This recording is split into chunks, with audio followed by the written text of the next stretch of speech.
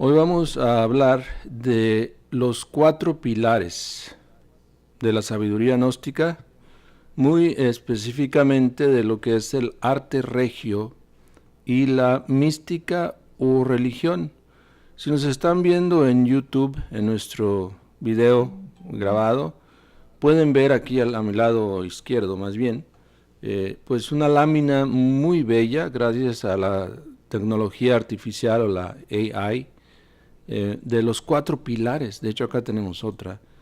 Lamentamos, esta es a colores también.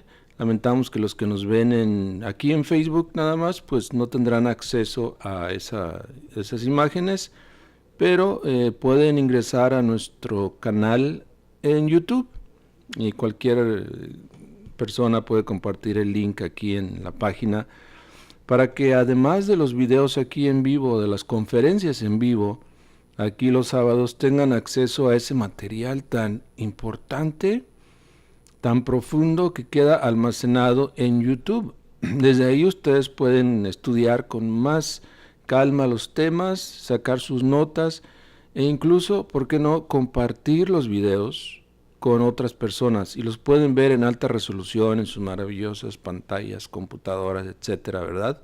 Por ejemplo, observaba eso hoy, ¿no? Como, por lo menos acá en Estados Unidos, nosotros estamos en Dallas, Texas, y tú vas a algún restaurante y casi que por regla general hay un montón de pantallas arriba donde mientras estás comiendo o tomando algo, te están saturando de información, te están metiendo programación de todo tipo. Entonces, como tu estado de alerta está muy bajo, porque estás concentrado en esa comida, en esos sabores, pues no estás alerta a las percepciones que vienen a través de tu sentido de la vista, y es obvio que esas percepciones caen en forma mecánica en la memoria, y esa memoria pues más tarde convierte o deja que esas impresiones se vuelvan agregados psicológicos, más de los que ya tenemos. Entonces, cualquier esfuerzo que podamos hacer, cualquier granito de arena en pro de la verdadera cultura, de la cultura regia de la naturaleza, de la sabiduría ancestral, pues lo vamos a hacer. Y por eso les digo que a través de YouTube ustedes pueden ver estos videos, ya no en pantalla pequeña como aquí en Facebook, sino en YouTube, donde hay alcance a personas que están buscando más esa profundidad del conocimiento gnóstico. Entonces los invitamos a ver nuestro canal en YouTube, a también suscribirse ahí para que les lleguen las notificaciones, a comentar ahí en la sala o en la sección de comentarios para que se pueda iniciar esa interacción tan importante, ¿no? Y compartir, sobre todo, compartir en todos los grupos esta información tan importante. También tenemos otra forma de difusión que es maravillosa, porque tú puedes acceder a esa información en tu automóvil, en tu computadora, en tu teléfono. Me quiero referir a el podcast. Y hoy en la actualidad está de moda el podcast. Y es lo que estamos haciendo aquí precisamente en este momento. Ustedes no lo ven, pero frente a mí tengo algunas máquinas haciendo ese trabajo, porque grabar este tipo de material y luego difundirlo, subirlo a las plataformas, es cosa delicada. Entonces necesitamos el apoyo de la tecnología y de las máquinas. Pero también en el podcast, la nueva era de Acuario, en cualquier plataforma de podcast donde tú estés, por ejemplo en España, eBooks, pues tiene muchísima audiencia y muchos nos siguen de allá, pero también Spotify, entre otros, Podbean también muy importante. En todas esas plataformas estamos llevándoles el mensaje de la gnosis contemporánea, de la gnosis explicada por el venerable maestro Samael Aun Weor. Y bueno, estamos ya adentrados un poco más de medio siglo en lo que es la era de Acuario. Bueno, no, vamos para medio siglo más o menos, porque la era de Acuario entró en el año 1962. ¿Okay? Esto, pues obviamente muchas personas no lo aceptan, tienen otras fechas, y está bien, cada quien pues tienen información diferente.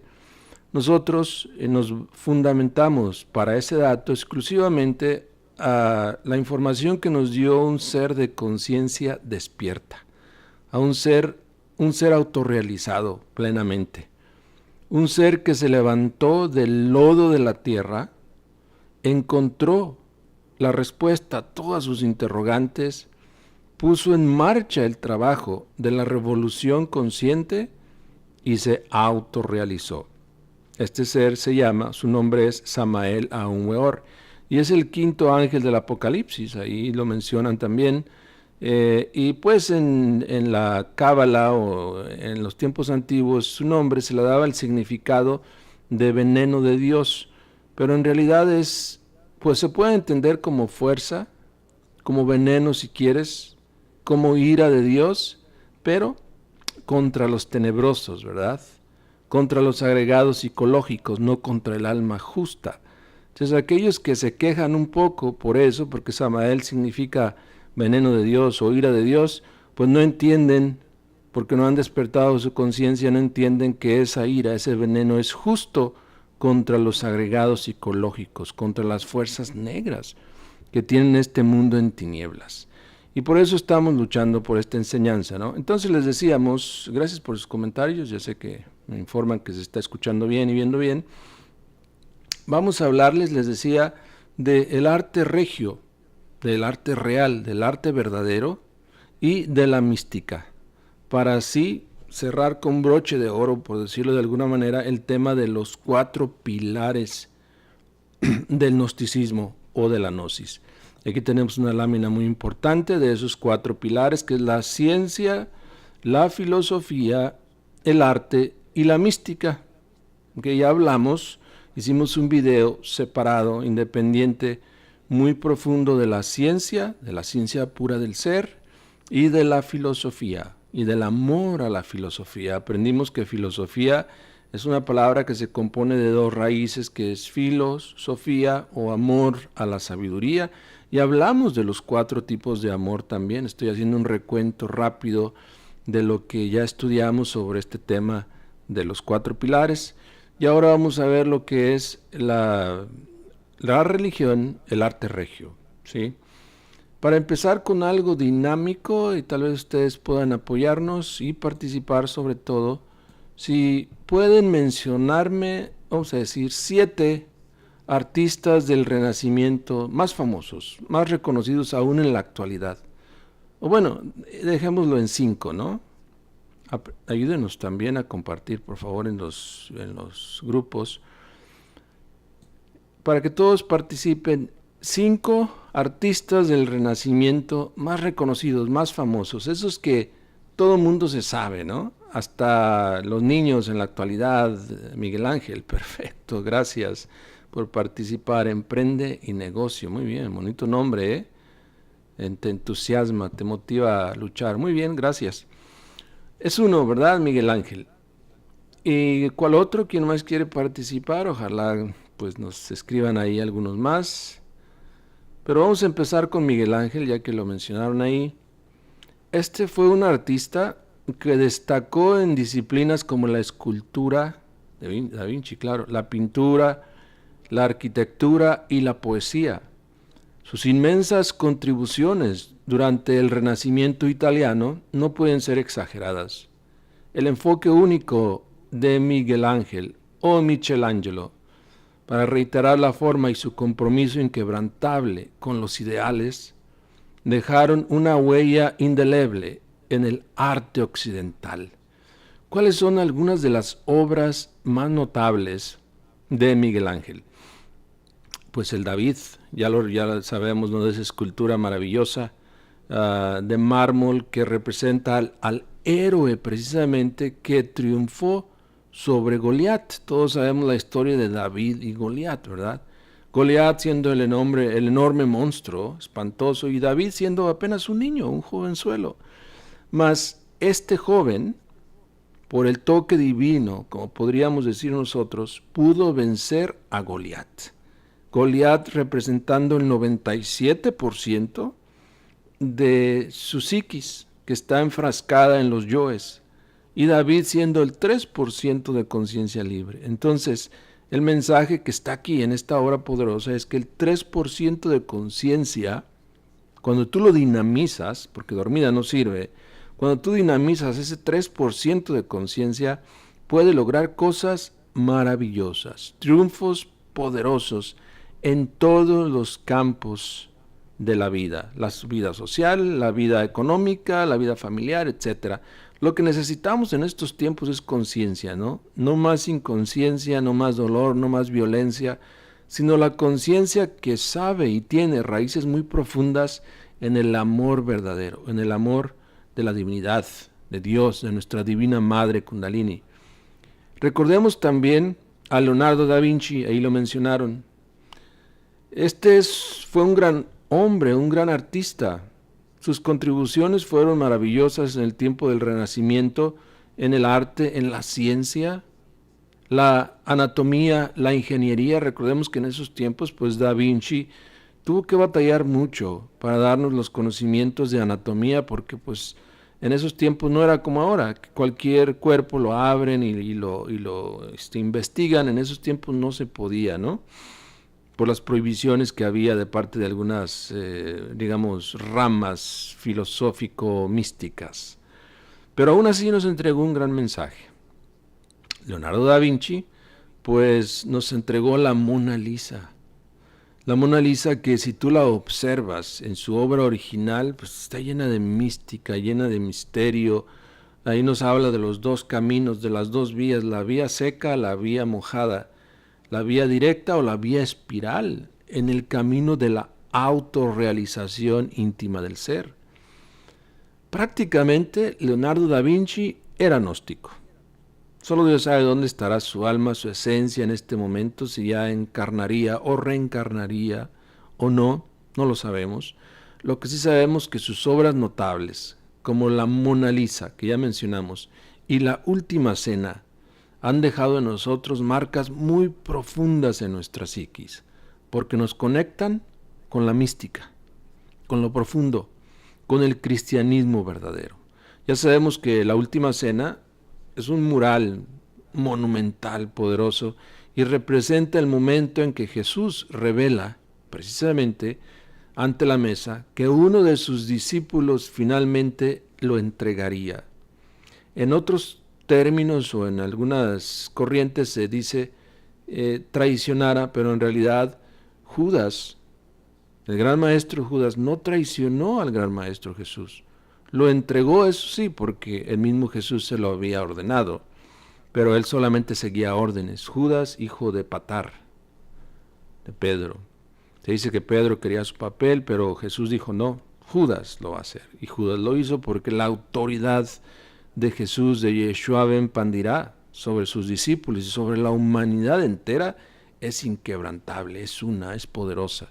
Pues estamos hablando de un ser que encarnó la voluntad con todo su potencial que tú te puedas imaginar. En la actualidad nos falta voluntad para todo, ¿verdad? Para comer, para caminar, para correr, para hacer un trabajo, para iniciar un proyecto.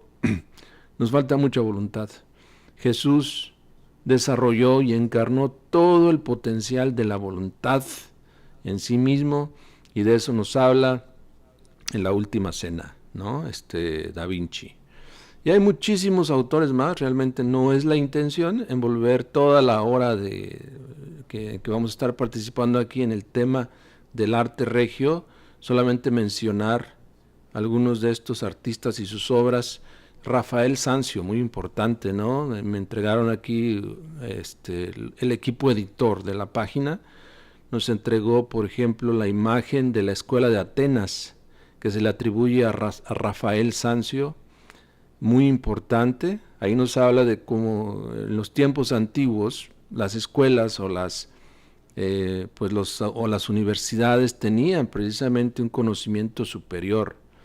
La Escuela de Atenas, como referencia, se sabe que es un fresco ubicado en el Vaticano en la actualidad, que representa una reunión de filósofos como Platón y Aristóteles, entre otros.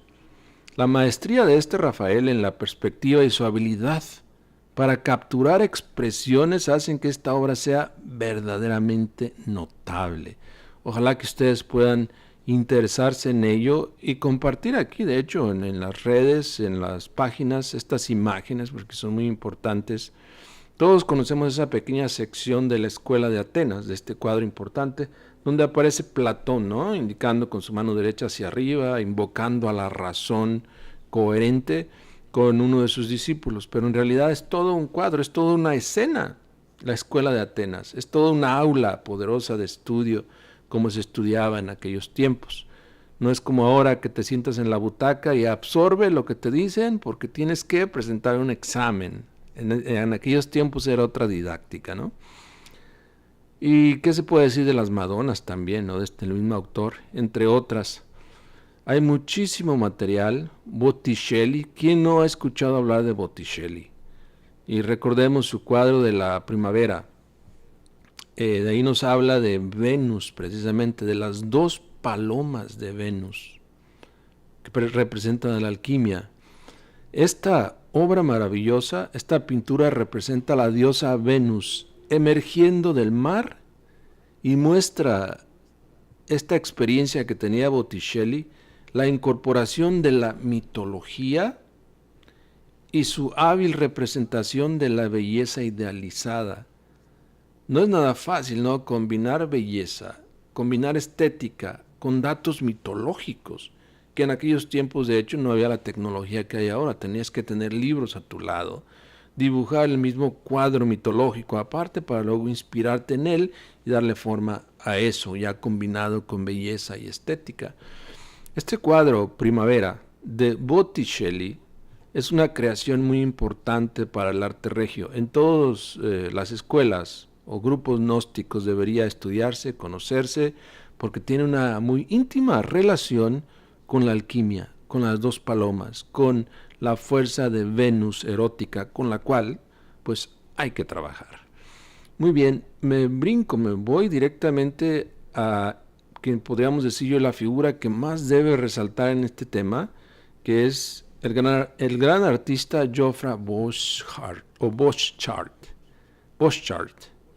Fue un artista holandés, moderno. Después de haber residido en los Países Bajos, en las Netherlands, se estableció con su esposa Ellen Lorien en Francia en 1962. Geoffrey describe sus obras como el surrealismo basado en estudios de psicología, religión, la Biblia, astrología, antigüedad, magia, brujería, mitología y ocultismo. Hay que interesarnos en las obras de Geoffrey Boschart, especialmente en esa que son los 12 signos zodiacales. Si a ti te interesa saber algo sobre tu signo zodiacal, pues estamos en la nueva era de Acuario y se habla de astrología, se habla de esferas luminosas en toda la Tierra, de contacto extraterrestre, de las estrellas, de la Vía Láctea, de los multiversos, etcétera. Pues debe interesarte tu signo zodiacal y el planeta que lo rige. Sería muy importante que tú que me escuchas y ves este video te intereses por eso. Y la mejor fuente para estudiar, créeme, que te lo digo después de varios años de estudio en esto, son las obras de Geoffrey Boschart. Y ahí tiene pues las 12 láminas de los 12 signos. Busca la tuya, estúdiala, medítala, profundiza en ella y verás los grandes beneficios. Mas no solamente nos dejó esa obra, nos dejó también el tríptico poderoso, donde tú puedes ver alquimia, cábala, mito, gnóstico sobre todo en cada una de sus representaciones, los 5 elementos, agua, aire, fuego, tierra y el quinto que es el éter, en plena acción para ilustrar a la gente interesada en el arte. Imaginemos lo que es eso, ¿verdad? Combinar todos esos elementos necesarios para dar a entender en un cuadro sin palabras lo que es la vida, el por qué estamos aquí, el qué va a pasar si no trabajamos sobre nosotros mismos, porque de hecho ahorita tengo frente a mí ese cuadro, el tríptico de Geoffrey, y En el centro tenemos el pentagrama, precioso, bellísimo, de fuego puro, de luz, representado en el centro, con los ríos o las aguas abajo, y abajo, bueno, y ahora estoy viendo que esto representa el cuerpo humano, tremendo, ¿no? Porque abajo, desde el coxis hacia abajo, está la Divina Madre, en el Mukta Triveni, esperando ahí el momento de que el Hijo la despierte y que brille como una pentalfa. Pero debajo de ella está la serpiente Pitión, que a los israelitas los dañaba, los mataba. Y hay algunas cavernas debajo de la superficie en este tríptico poderoso, en la parte central, no en la derecha ni en la izquierda, donde esas cavernas aparecen llenas de gente. Los agregados psicológicos que todos llevamos dentro y que debemos eliminar, obviamente. ¿Cómo los eliminamos? Trabajando sobre nosotros mismos, comprendiéndolos y rogando a nuestra Madre Divina, en la parte mística que también viene hoy en el tema, que los desintegre, que los elimine. Algún día vamos a hacer, y me lo recuerda mi audiencia, por favor, nuestra audiencia, para hacer un taller especial del estudio del tríptico de Jofra, y que todos, a través de estudio y reflexión, de algunas horas, de algún día, si es posible, se puede hacer hasta algún retiro espiritual también, podamos ahondar, ya no en forma ilustrativa, sino en forma intuitiva, lo que nos quiere decir Jofra Boschardt a cada uno de nosotros a través de ese tríptico poderoso. Ahí aparece Venus también, alrededor de un río, una cúpula al lado y una fuente de agua cayendo desde arriba del anciano de los días. En fin, es muchísimo el significado que se encuentra en ese tríptico. Nos podríamos pasar días y hasta meses estudiándolos sin llegar a una conclusión, porque es poderoso, es grandioso. La obra de Jofra Boschardt, donde quiera que esté también, nuestro más sincero agradecimiento por habernos entregado esa obra portentosa, sin igual. Nunca salgo de mi admiración cada vez que veo esta obra del tríptico de Jofra. Ojalá ustedes puedan verla también. Y bueno, vamos a mencionar algo también de los artistas de la actualidad. Más bien de la actualidad no, sino del arte regio.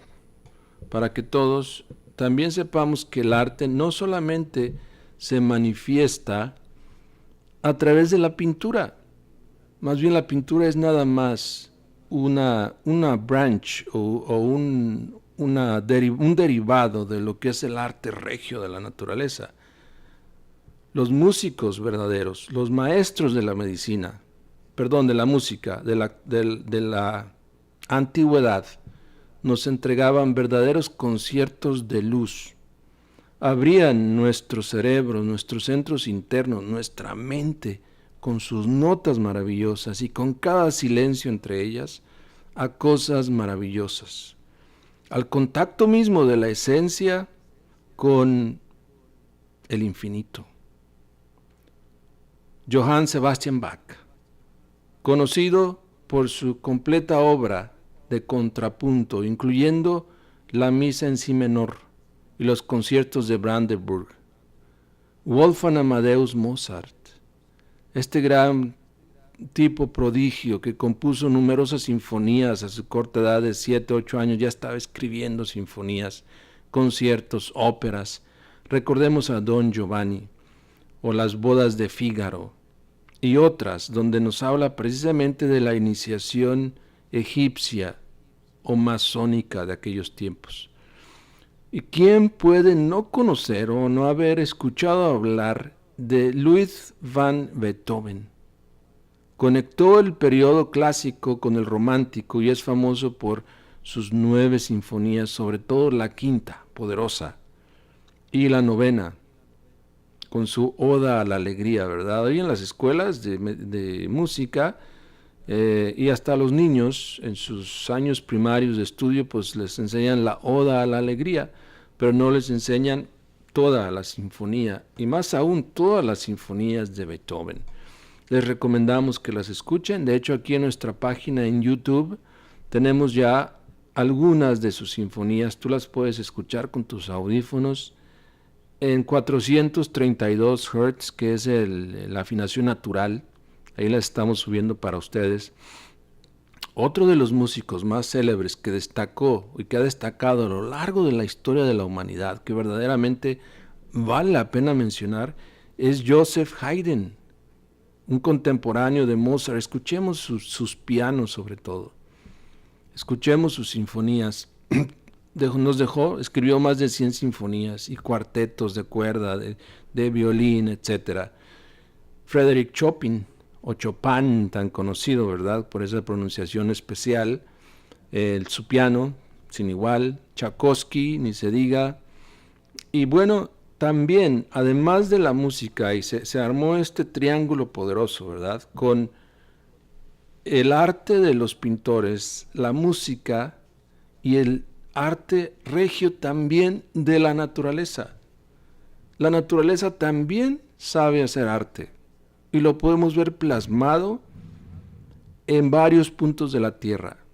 No sé si ustedes saben lo que estamos hablando, porque una cosa es el arte regio, que ya hemos mencionado, y otra cosa es el arte regio, pero de la naturaleza, ya no producido por un cerebro humano, por un alma humana, por una personalidad, sino por la propia naturaleza. Se puede mencionar alguno, ¿verdad? Estamos hablando de lugares, ¿no?, que en forma natural han surgido a la manifestación. Tenemos a las cataratas de Iguazú, una impresionante serie de cascadas ubicadas entre Argentina y Brasil, destacadas por su imponente belleza y fuerza. Acá en Estados Unidos tenemos el Grand Canyon o el Gran Cañón, un vasto cañón en el suroeste de Estados Unidos, esculpido por el río Colorado durante millones de años, que ofrece vistas espectaculares. De hecho, abajo en el Gran Cañón, pues tú puedes, hay gente viviendo ahí, hay un pueblo abajo, hay un río, etcétera. Avistamientos ovnis todo el tiempo. Las Amazonas, ¿no?, la Amazonía, la selva tropical más grande del mundo, ubicada en América del Sur, un ecosistema vital para la biodiversidad del planeta. La gran barrera de coral, ni se diga, ¿no? Los auroras boreales, los enormes desiertos, las montañas, etcétera. Hay muchísimas, en realidad, muchísimas obras de arte. Las cataratas del Niágara, ni se diga, debemos mencionarlas ya que están acá en Norteamérica también, y son un foco de atracción muy importante para la humanidad actual, donde se aprende, se relaja, te contactas, de hecho, con la madre natura. Bien, pasemos ahora a la mística, que ya hablamos del arte. Con ese también podríamos decir triángulo poderoso, un tríptico, podríamos decir, entre hombre artista, hombre músico y naturaleza. Pero ahora vamos a hablar de la mística o religión. Nada es más importante en la vida que descubrir el significado de la palabra religión. Es triste y lamentable a la vez que muchas personas se dicen ser religiosos, pero ni siquiera han tenido o les han compartido el significado de la palabra religión. ¿Cuál es el propósito de los seres humanos sobre la faz de la Tierra? O de cualquier persona sobre cualquier planeta, para globalizar esta explicación, ¿verdad? ¿Cuál es el propósito? ¿Cuál es el propósito, de hecho, de estar participando nosotros de la materia? Estamos en un mundo material, ¿verdad? Y les invito a que se estiren su dedo índice. Si su dedo índice se alarga, entonces no estamos en el mundo material, sino estaríamos en el mundo astral. También cabe esa posibilidad. Como yo ya lo hice y no se estiró, y siento mi cuerpo denso aquí y ahora, sé que estoy en el mundo físico, que en el mundo tridimensional de Euclides, del cual debemos salir. La religión, en sus raíces gramaticales, de hecho, nos enseña que es necesario volvernos a ligar,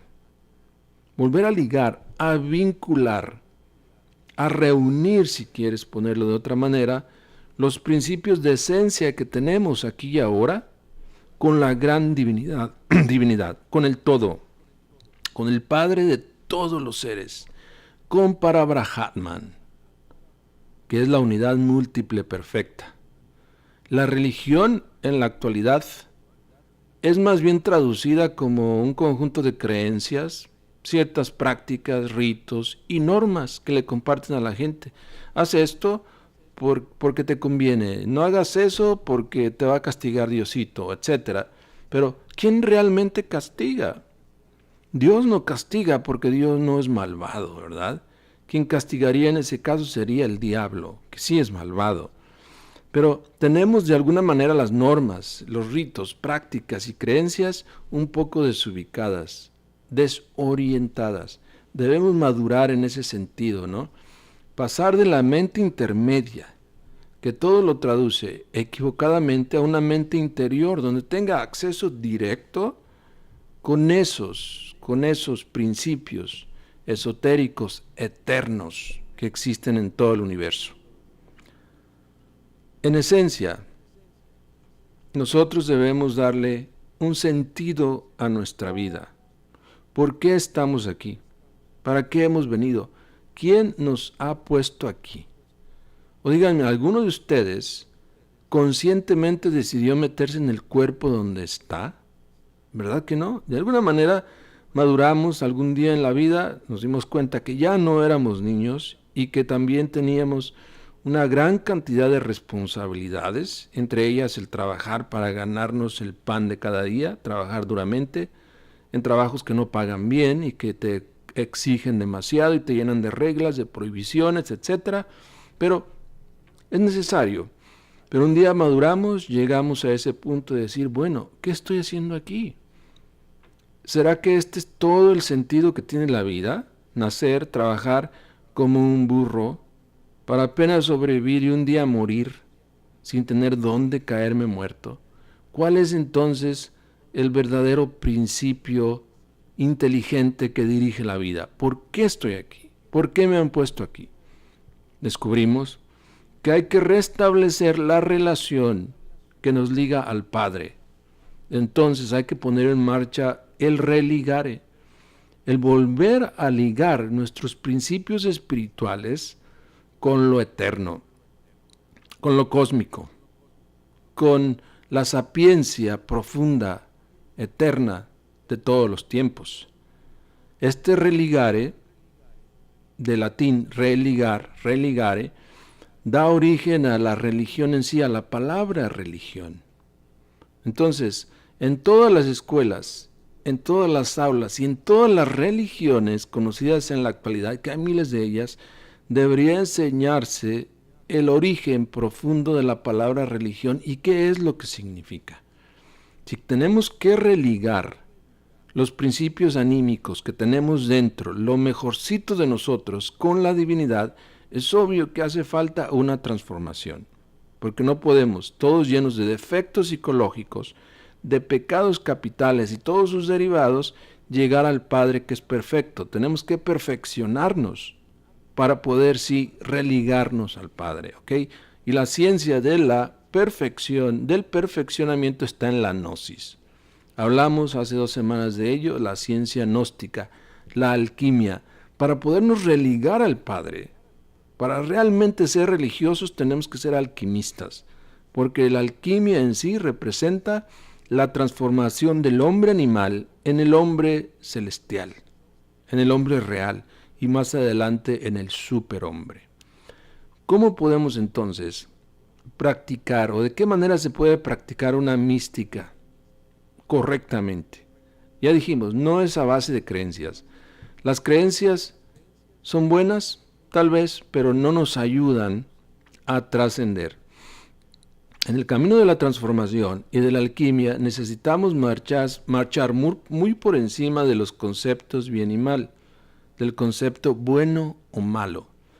En la gnosis revolucionaria del venerable maestro Samael Aun Weor, no es necesario creer, es necesario practicar, experimentar la salida en astral, aprender a meditar, desarrollar nuestras facultades internas, la clarividencia, la telepatía, etcétera, etcétera.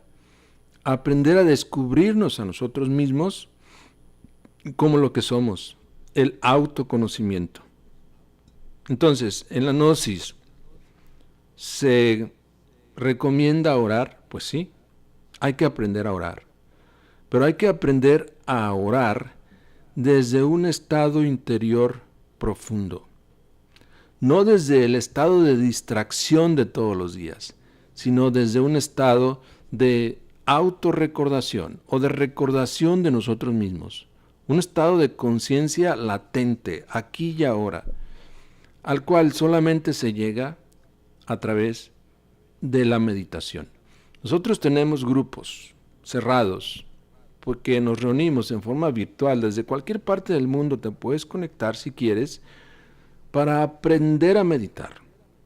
Y ahí vamos a compartirles las claves, no solamente del maestro Samael Aun Weor, sino las mismas claves que él cita del budismo Zen, por ejemplo, para aprender a meditar con todos los pasos y todos los detalles y así poder experimentar esto tan maravilloso que es el religare y la oración. La oración es poderosa, maravillosa, nuevamente, pero desde el estado interior correcto.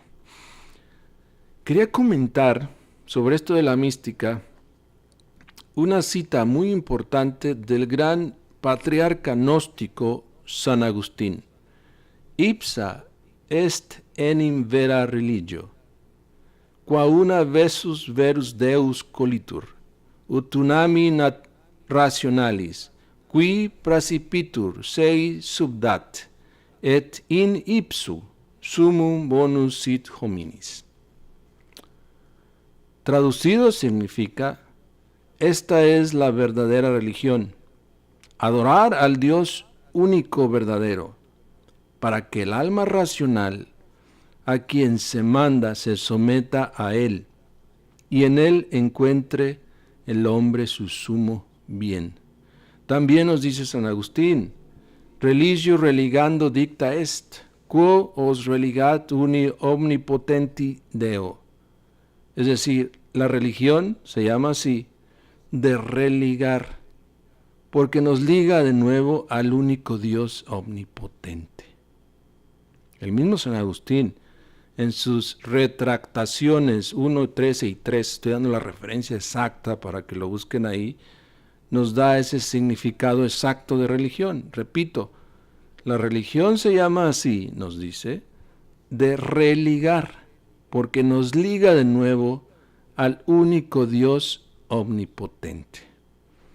Y no sé ustedes, podrían ustedes tal vez pensar diferente, pero a mí me parece que en estos tiempos necesitamos volver a la raíz, necesitamos volver a la divinidad, porque este mundo de tragedias, de guerras, de falta de valores, de sufrimiento, de matanzas por todos lados, de crimen en todos los aspectos de la sociedad, de indolencia, de pereza, de sobrepeso, de calles llenas de basura, de mares contaminados, de ballenas muriendo, etc., es importante despertar nuestra conciencia y volver al cero radical. Este cero radical es nuestro Dios único, omnipotente, como lo dice San Agustín. También nos sigue diciendo San Agustín, ubi ergo vera religio quarendana est, nisi ubi sociatas est qua universam fidem colagit, cuius caput e fundamentum Christus est. Nos dice, ¿dónde pues debe buscarse la verdadera religión? Sino ahí donde está la comunidad que abraza la fe universal, cuyo fundamento y cabeza es Cristo. Así como podemos ver, el gran patriarca San Agustín usa tanto la noción de religare, volver a ligar o volver a unir, como la de la verdadera religión como unión con el Dios único y verdadero. Ese Dios único y verdadero está dentro de nosotros. No está en la mezquita, en el templo, allá afuera, en la India. No, está aquí y ahora, en ti mismo. Tienes que despertar a esa realidad. Deja de buscar afuera lo que está dentro de ti, tu real ser. San Agustín fue un gran hierofante, de los misterios gnósticos. También fundó la orden de los agustianos, una orden gnóstica, una secta gnóstica. Entonces, hay que escuchar a los verdaderos maestros. En cuestión de religión, nosotros estudiamos la religiosidad en su forma más profunda, nos dice otro maestro más contemporáneo, Samael Aun Weor, porque la gnosis estudia la ciencia de las religiones. Religión verdadera encontramos nosotros en toda la naturaleza. La gnosis pues va al fondo religioso, busca el religare de San Agustín que ya mencionamos, que es el querer ligar o volver a ligar el alma con Dios. Y esto implica trabajos intensísimos, porque tiene uno que eliminar el yo psicológico, el mí mismo. Solo así es posible el religare del que nos hablan los antiguos. La religiosidad que nosotros practicamos en la gnosis es científica, así que vamos a los hechos, a la realidad. Si hablamos del mundo astral es porque lo hemos experimentado. Si hablamos del que el ego existe y es diabólico y es espantoso y tiene en esclavitud a la humanidad, es porque lo hemos visto. Si hablamos de que la clarividencia real es porque hemos tenido experiencias conscientes de ello. Si hablamos de que el arcano es AZF, el Maituna, la gran alquimia es real, es porque lo estamos experimentando y sabemos que es real. Así que, en cuanto a la religión, en la gnosis se entiende la religión no como una institución, ¿okay? No como una religión o como un templo o como un lugar a donde vas a saltar, a cantar, qué sé yo, y ni tampoco es un conjunto de dogmas. Algunas personas dicen, bueno, yo no voy a ninguna iglesia, pero yo vivo mi vida bien. Ok, ese es tener un conjunto de dogmas, de creencias, de que tú estás haciendo todo bien. Pero todo eso está fundamentado en el ego también. En la ciencia gnóstica se piensa diferente. Se piensa revolucionariamente, donde tienes tú que estudiar todo eso en lo que crees. Se trata de ir a la raíz misma del término religare. El acto de volver a unir, a reunir la esencia, no el ego. El ego tiene que morir.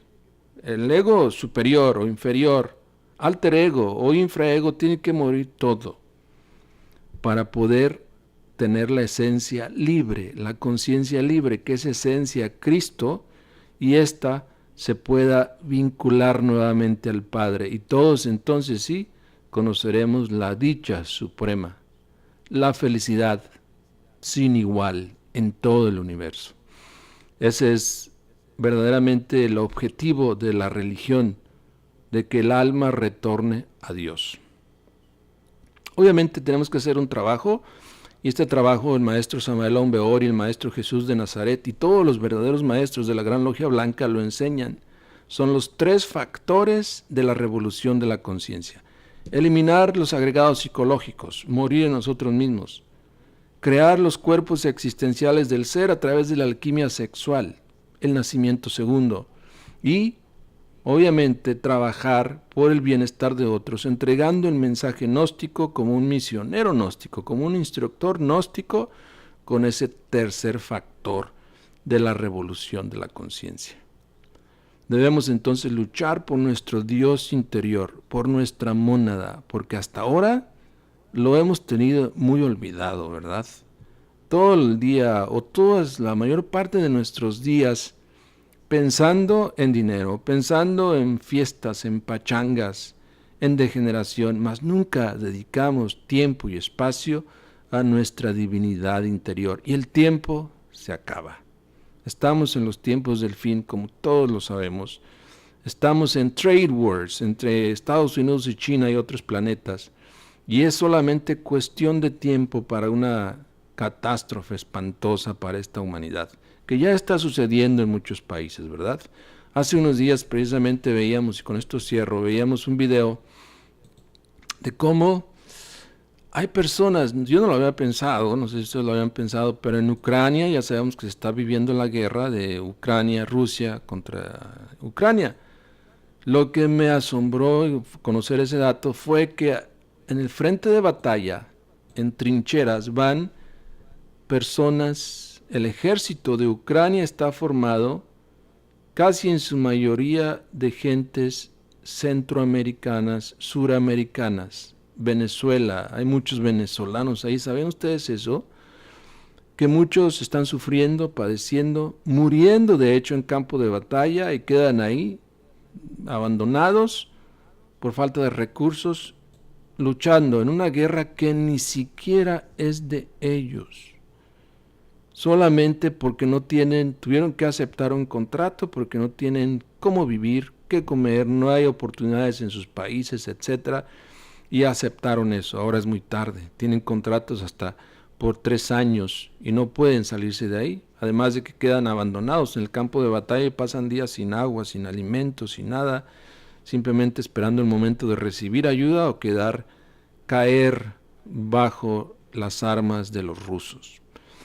Tiempos críticos en los que estamos viviendo, tiempos en que los valores humanos se han tirado por el piso, donde la gente solamente se preocupa por dinero, por poder, por las sensaciones y nada de lo espiritual.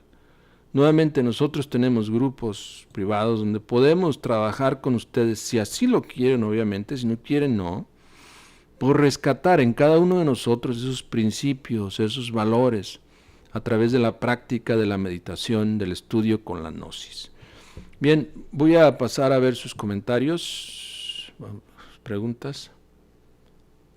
A ver, Juan Rodríguez pregunta, si es muy importante tu pregunta, ¿qué significa secta? Ya que a muchas personas la palabra les causa temor, ¿podría explicarnos, por favor? Bueno, secta es una palabra totalmente inofensiva, porque realmente significa sección de algo. Si alguien, por ejemplo, las sectas jesucristianas, pues se llaman así porque son secciones de un mismo conocimiento que se imparte en la Biblia. Entonces es como una sección de algo más grande, ¿verdad? Eso es todo, pero las sectas, o bien puede haber sectas correctas, o que estudian algo trascendental, como puede haber sectas que estudian algo degenerativo, algo malo, podríamos decir. Entonces la palabra secta no es ni buena ni mala, todo depende de el uso que se le dé. Es como el dinero, ¿verdad? ¿El dinero será bueno o será malo?